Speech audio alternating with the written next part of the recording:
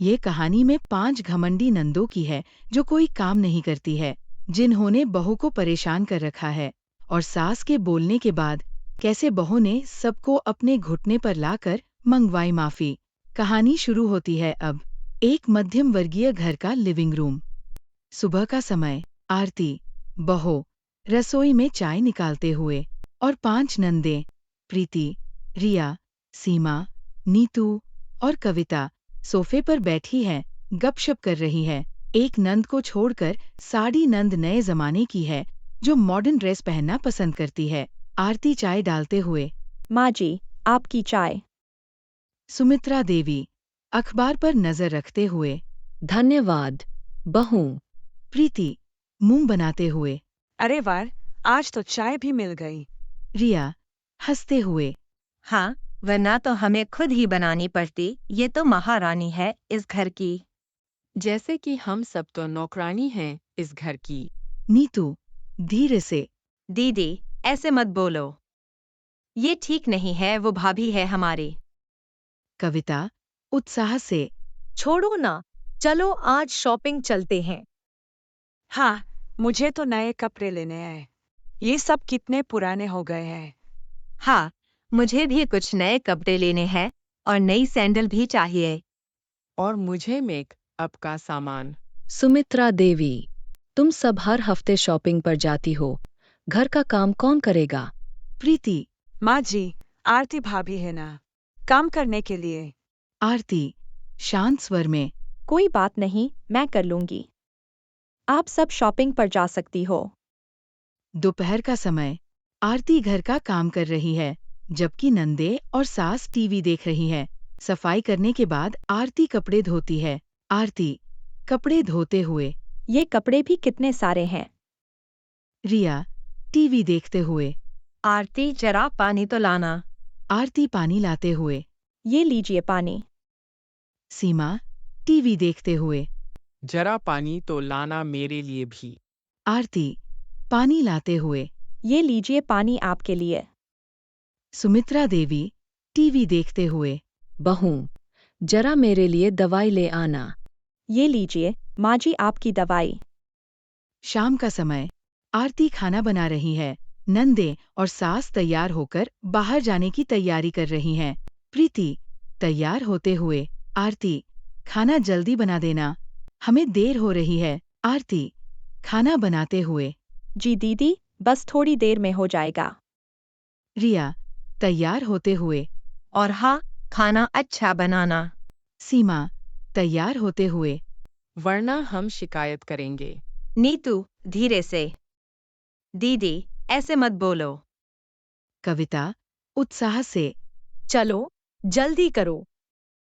सुमित्रा देवी तैयार होते हुए, बहू, खाना बनाकर रख देना, हम देर से आएंगे।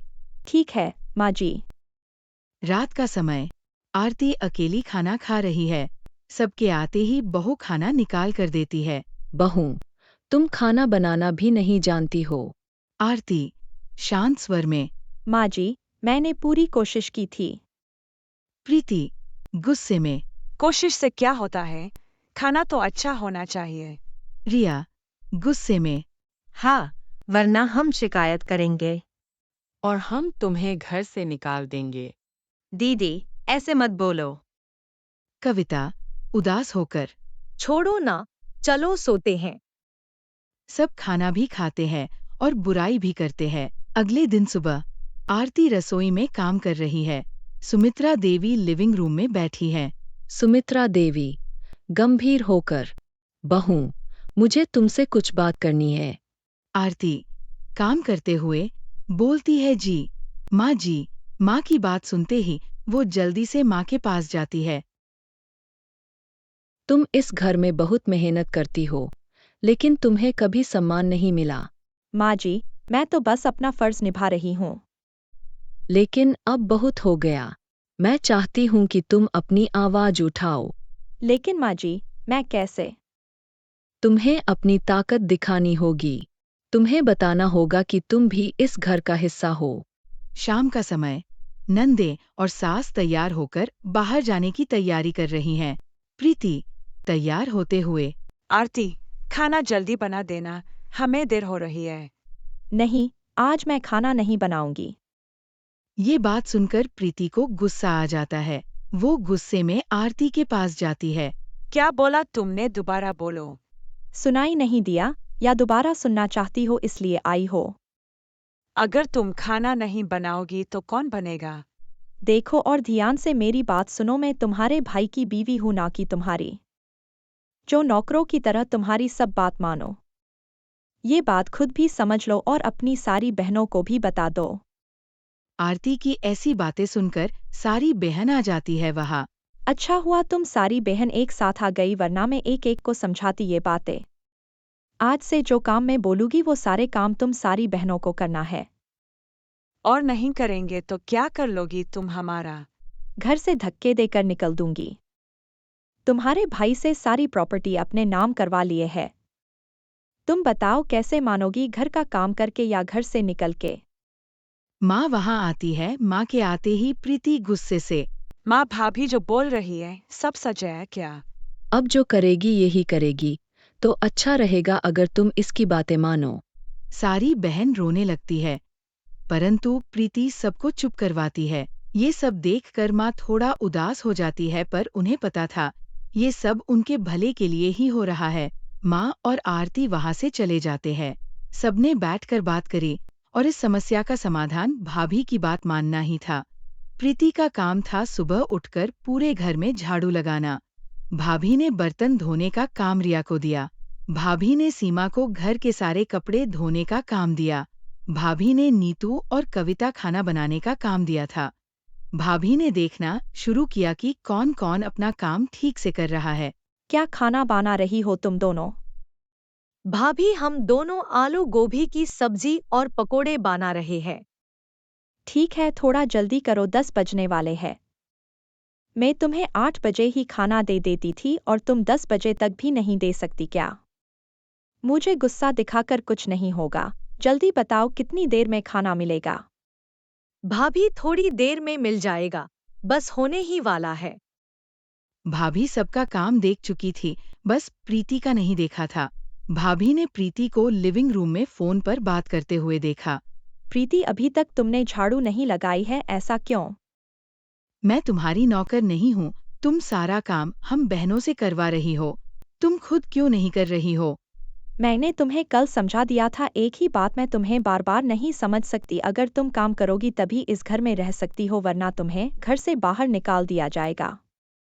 तुम कोई नहीं हो जो मुझे मेरे ही घर से निकाल दो, और तुम्हारी इतनी हिम्मत भी नहीं है और ना औकात।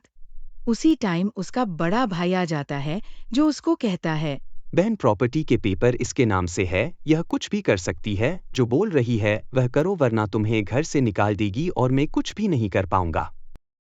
प्रीति वहां से बिना झाड़ू लिए चली जाती है। शाम को किसी ने कोई काम नहीं किया। आरती जब किचन में जाती है तो वहां वो सारे बर्तन गंदे देखती है और वो सबको तलाश करती है। सारी नंद लिविंग रूम में बैठी है। सबको एक चीज बार बार बोलनी होगी, क्या काम कौन करेगा? हम सब काम नहीं करेंगे। इस घर में तुम सबके लिए जगह नहीं है, अभी खाली करो मेरा घर। और वो धक्के मारकर सबको घर से बाहर कर देती है। वो सब अपने दोस्त के पास रहने लगते हैं।